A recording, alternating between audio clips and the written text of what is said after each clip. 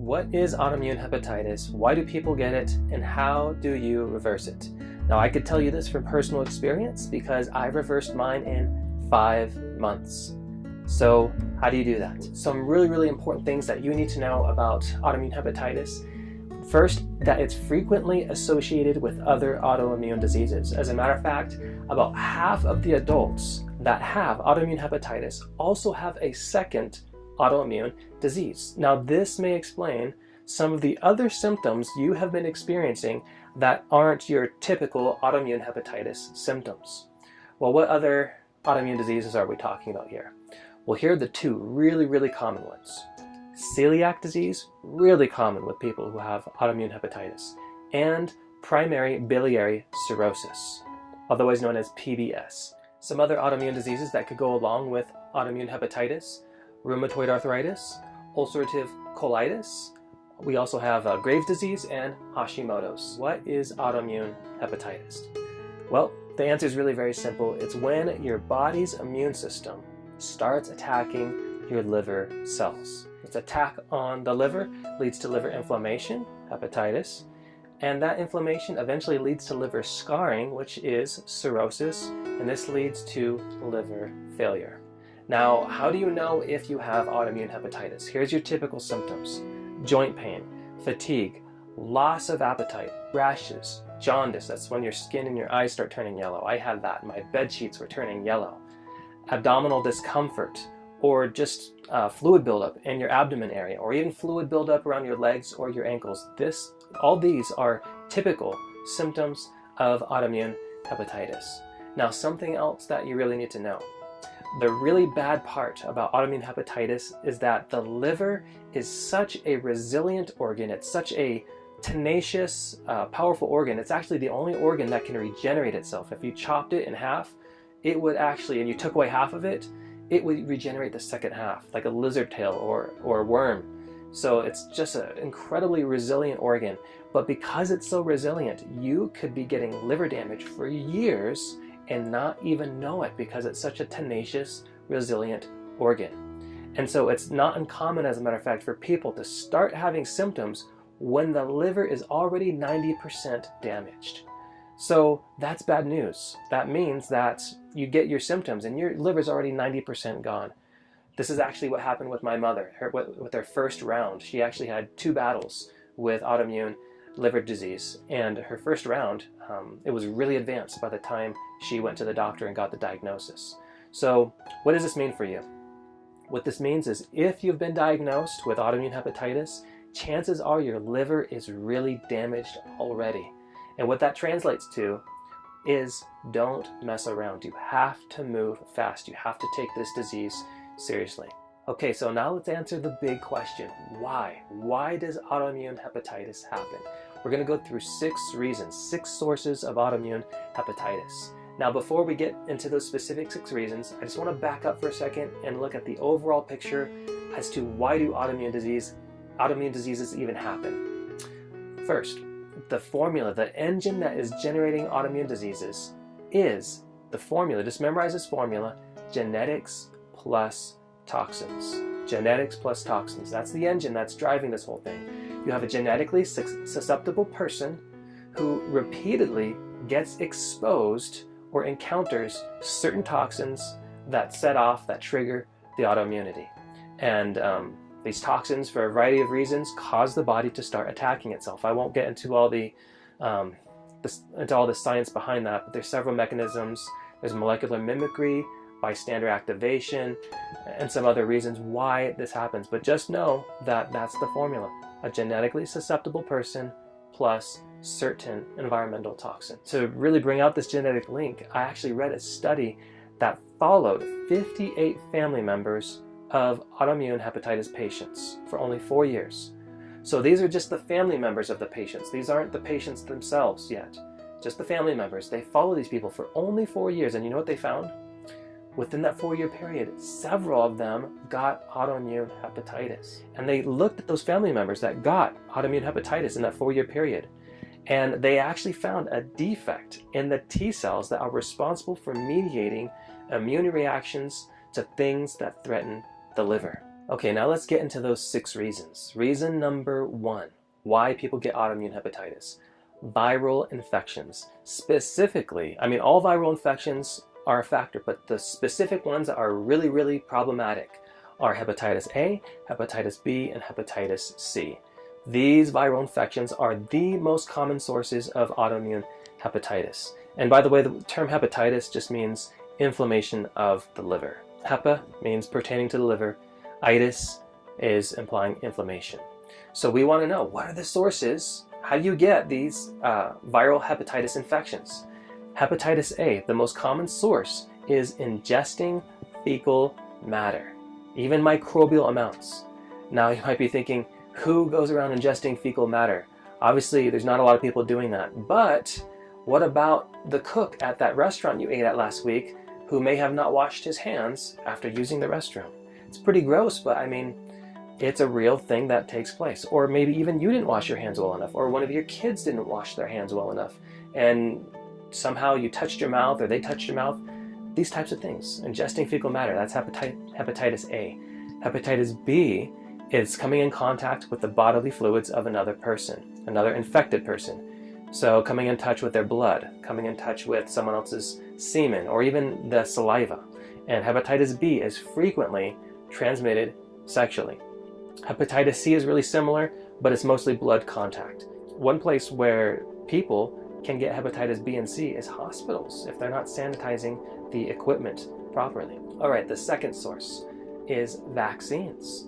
I found a study looking at only 12 patients, 12 autoimmune hepatitis patients. And out of those 12 patients, 3 of them had hepatitis due to the hepatitis A and B vaccinations. And so the vaccination that's actually supposed to prevent you from getting it could actually give it to you. Now I thought it was pretty shocking. They randomly got 12 autoimmune hepatitis patients. 3 of them had it because of the vaccination. The first hepatitis vaccination started in around 1982.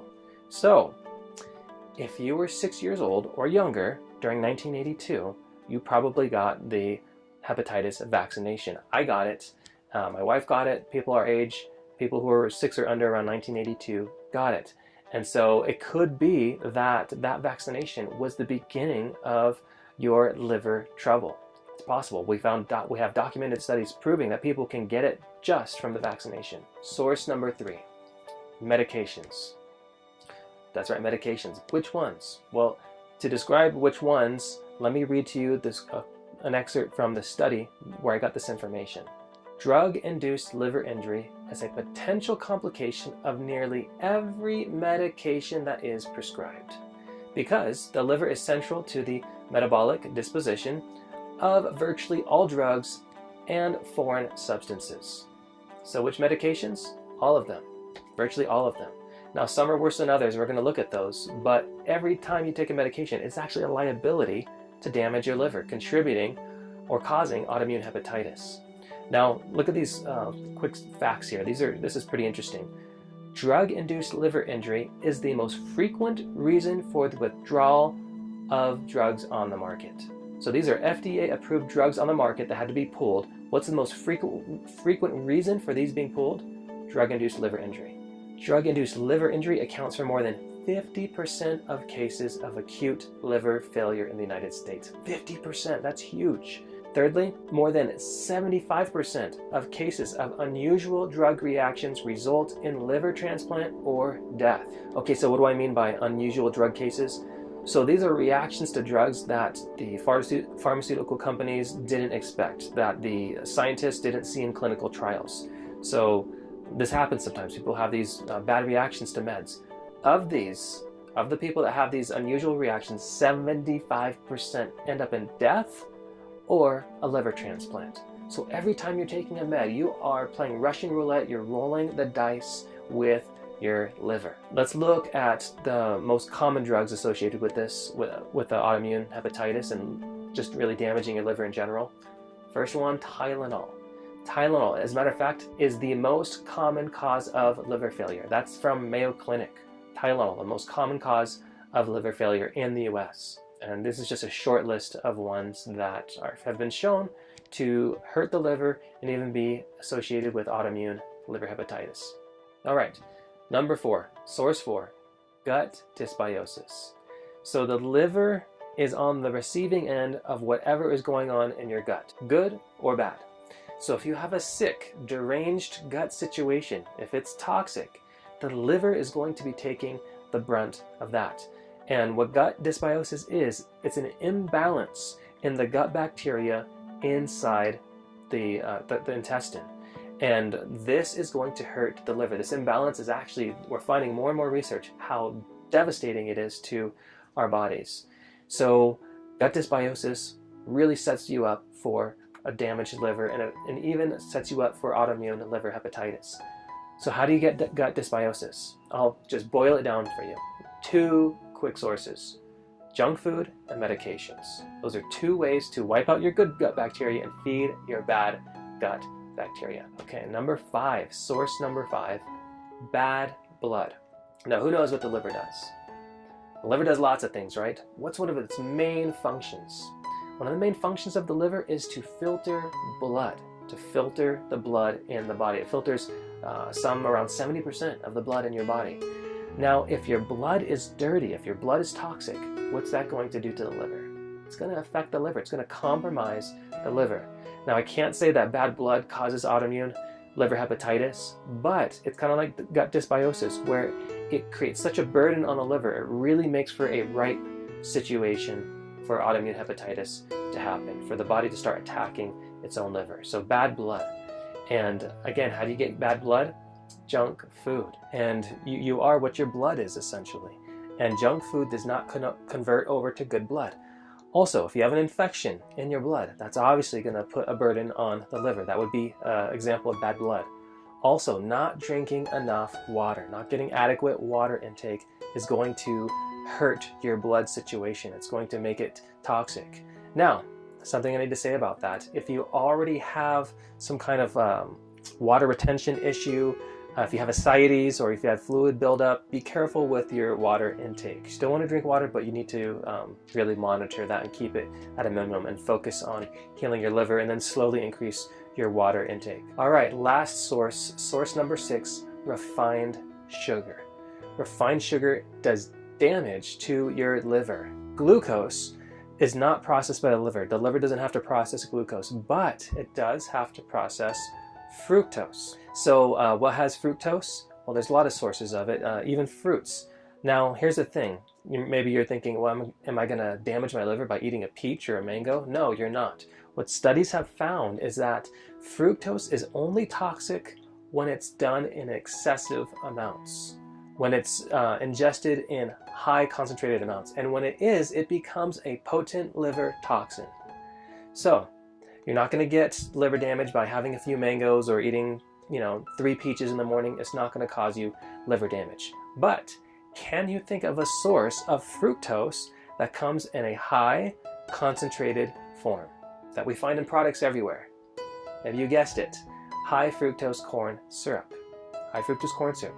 Back to junk food again, right? High fructose corn syrup is absolutely devastating on the liver. The liver has to metabolize that stuff, and especially if it's GMO, you've added a whole nother layer of complications and burden to the issue. So we're kind of back to junk food again. We keep coming back to this idea that junk food is really hard on the liver, and high fructose corn syrup is another example. And you find that in products all over the place. If you start looking for it, you'll see it everywhere. And so refined flours, refined sugars, like the ones you find in junk food, are damaging for the liver. And just eating a healthy, clean diet, free from these refined products, will really, really help take the burden off of the liver. All right, now let's deal with the how. How do you reverse autoimmune hepatitis? Now that we've covered the sources, you have to understand where it's coming from before you could start talking about how to reverse it. Now that we've covered that, we can move on. And as we get into how, I have to be the bearer of both good news and bad news. Let's go look at the bad news first. The bad news is autoimmune hepatitis can be fatal. My mother and my grandmother both died from autoimmune hepatitis. So again, the point is, this is not something to mess around with. Don't play with this. Don't drag your feet. Be proactive. Be motivated. You really need to do something about this. Now here's the good news. The good news is it is totally reversible. I'm living evidence of that. I would be exactly where my mom and my grandmother are right now, and that's in a casket in the ground were it not for the information I'm about to share with you. So I reversed my autoimmune hepatitis in 5 steps, and I want to give you those steps right now. And what I'm really going to focus on is step number 1, however. There's 5 steps. I'm really going to focus on step number 1. I don't want to overwhelm you, and also step number 1 is really, really important, and that's where a lot of people really blow it on step number 1. So I'm going to touch on the other 4 steps, but really focus on number 1. Step number 1 is remove all the toxic factors. So remove all the toxic foods, all the toxic elements that are causing your situation in the first place. And by the way, this would pertain to any autoimmune disease, autoimmune hepatitis included. So with autoimmune hepatitis, what would that be? What did we just look at? What do we want to avoid? We want to avoid those 6 sources that we talked about. So we want to avoid those sources of viral hepatitis. So don't share needles, don't share razors, even toothbrushes with people who you don't know. Don't share that stuff with people. Also, remember with hepatitis B and C, who are you sleeping with? Who are you sharing a bed with? 50% of people who have hepatitis C don't know they have it. And almost 70% of people who have hepatitis B don't know they have it. So these are people who are infected and don't even realize they have it. So those are huge numbers. So are you having unprotected sex? Do you have multiple partners a year? The partner you're with, have they been tested? These are all really serious considerations. Also, medications, we looked at that. They really hurt and damage the liver. They contribute to autoimmune hepatitis. So we want to pull back from those as much as possible. Now, it's really important to say that you want to do this only under the supervision of a good, competent doctor. All right, alcohol. We didn't really touch on that one as a toxic source. That really should be a no-brainer. If you have a liver issue, alcohol should be totally off limits, complete abstinence from it. And really, even if you don't have a liver problem, I don't recommend anyone taking alcohol ever for any reason. All right, what else? Vaccines. Now you might be thinking, well, I'm an adult, I've passed elementary school. They still have vaccines for adults. If you go to another country, if you, the flu vaccine as a matter of fact. So it's still an issue for adults. And not just that, what do you do about the toxicity that's in your body from the vaccines that you took when you were a kid? The hepatitis vaccine that you took when you were a kid could be what's triggering the beginning of the triggering of the autoimmune hepatitis problems you're having right now. So what do you do with that? That's covered in step number 4, how to deal with that toxicity. And also, bad blood, gut dysbiosis. Again, we want to avoid those things. So avoid eating those junk foods. And just to name a few, we're talking about pizzas, fast foods, TV dinners, donuts, Twinkies, cookies, sodas, sugary cereals. I mean, you know what they are, right? I really shouldn't have to give a long list of what they are. You know what junk foods are. We need to stay away from those. Okay, another food that you need to avoid, one that we haven't covered so much yet, is gluten. Absolutely no gluten. There are many, many studies showing that autoimmune hepatitis patients frequently have celiac disease. We already talked about that briefly. Now we're going to get into it a little bit more. As a matter of fact, I read one study about a 50-year-old man who had autoimmune hepatitis. The doctors were giving him the typical medications. They weren't helping at all. They did one thing that achieved total remission from his autoimmune hepatitis. They put him on a gluten-free diet. That's all they did that made the difference. He was also on immunosuppressants, but all that does is bring down your immune system. But taking the gluten away was a huge factor. And so gluten is a big issue. So if you have autoimmune hepatitis, you really need to go gluten-free. If you're wondering, oh man, what do I eat? We have a lot of gluten-free recipes on our website, reverseautoimmune.com. My wife's put up several. We're going to be putting up a lot more. So hopefully those will help you out. All right, also fat. You want to go on a low-fat diet. The liver is a big player with the processing of fats. And so you don't want to put a burden on the liver. Remember, we're trying to ease the burden and heal the liver. So you want to go on a low-fat diet. So what's an example of a high-fat diet that you would want to avoid? A good example would be the keto diet. The keto diet is a high-fat diet. You want to avoid any diet that looks like the keto diet. As a matter of fact, I saw an interesting study where they actually tried to treat epileptic children with a keto diet. There have been some evidence that keto helps children reduce the amount of seizures they get. So they tried treating these kids with a keto diet, 141 kids. The average age was 7 years old, and the average length of the time that they treated these kids for was 15 months, so a decent period. What happened? Within 1 month, 3 of the kids had elevated liver enzymes associated with liver disease. At 6 months, 3 of the kids had fatty liver, and at 12 months, 2 of the kids started getting gallstones. So, do you want to hear the conclusion of this study? Long-term ketogenic diet treatment stimulates liver parenchymal injury, that means actual organ tissue injury, and also hepatic steatosis, that means fatty liver, and gallstone formation. Patients should be monitored by screening liver enzymes and abdominal ultrasonography in order to detect these side effects. The interpretation is it bombed. It totally bombed. So what does this mean for you? No keto. You want a low-fat diet. No fried foods, no foods high in cholesterol. They're associated with fatty liver. And remember, we're trying to help the liver, not add to its burden. And also this means low meat. I would even suggest no meat at all. That would be the best. Also, low animal products, and I would suggest no animal products. That means dairy, cheese, those are all really high in saturated fat. That's going to be a burden on your liver.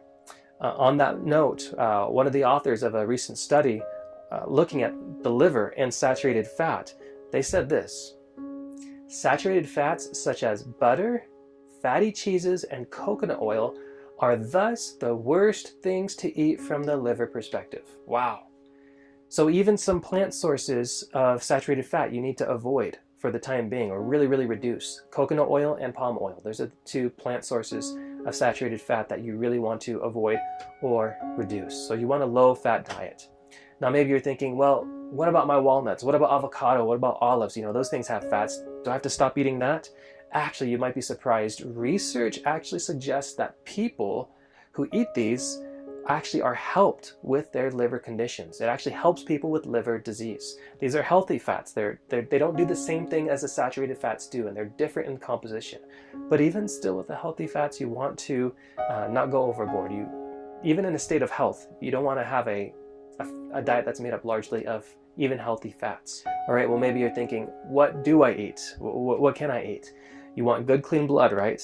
You want a good bacterial situation. So you want organic, you want non-GMO, plant-based, a diet that's really heavily focused on plant-based foods. And also a non-gluten whole grains. So what are some examples of non-gluten healthy grains? We have rice, we have quinoa, we have millet, we have amaranth. Buckwheat is one. So maybe you're surprised, buckwheat's not wheat. It's a different kind of a grain.